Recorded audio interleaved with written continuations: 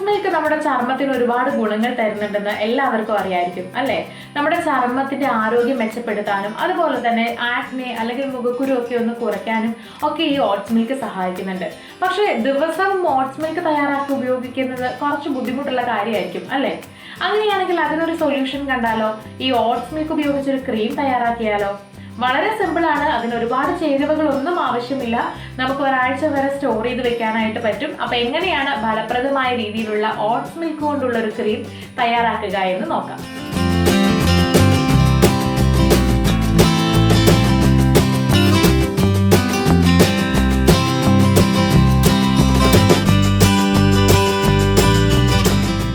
Oats, കറ്റാർവാഴ gel, ബദാം എണ്ണ എന്നിവയാണ് ഈ ഒരു ക്രീം തയ്യാറാക്കാൻ ആവശ്യമുള്ള ചേരുവകൾ. ആദ്യം തന്നെ ഞാനിവിടെ ഓട്സ് എടുത്തിട്ടുണ്ട്. 1 ടേബിൾ സ്പൂൺ ഓട്സ് ആണിത്. വളരെ കുറച്ച് മാത്രമേ ഞാനിത് തയ്യാറാക്കുന്നുള്ളൂ. ഈ ഓട്സിലേക്ക് 1 ഗ്ലാസ് ചൂടുവെള്ളം ഒഴിച്ചു കൊടുക്കാം. എന്നിട്ട് ഇതൊരു 5 മിനിറ്റ് വെക്കുക. ചെറുതായിട്ടൊന്ന് ഇളക്കി കൊടുത്തതിന് ശേഷം 5 മിനിറ്റ് വെച്ചാൽ മതിയാകും. ഈ ഓട്സ് ഉപയോഗിച്ച് തയ്യാറാക്കുന്ന മിൽക്ക് ചർമ്മത്തിലെ പിഗ്മെന്റേഷനും അതുപോലെ വരകളും ചുളിവുകളും ഒക്കെ ഒന്ന് കുറയ്ക്കാനായിട്ട് സഹായിക്കും.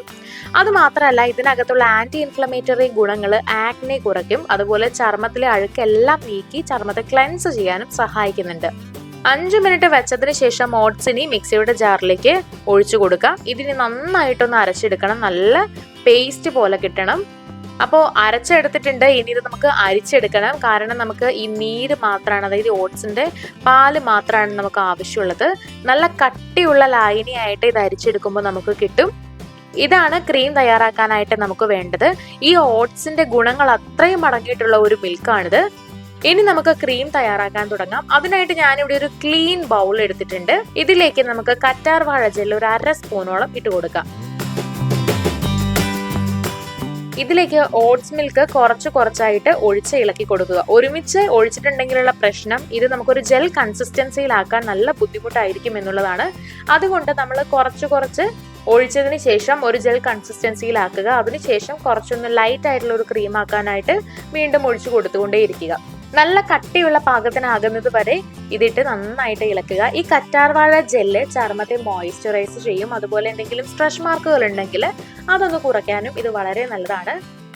ഇനി ഇതിലേക്ക് 2-3 തുള്ളി ബദാം എണ്ണ ചേർക്കാം. ചർമ്മത്തിലെ കറുത്ത പാടുകൾ കുറയ്ക്കാനും ചർമ്മം നല്ല രീതിയിൽ മോയ്സ്ചറൈസ് ചെയ്യാനും ഒക്കെ വേണ്ടിയിട്ടാണ് ഇതിലേക്ക് ബദാം എണ്ണ ചേർക്കുന്നത്. ഇനി നന്നായിട്ട് ഇളക്കി കൊടുക്കുക.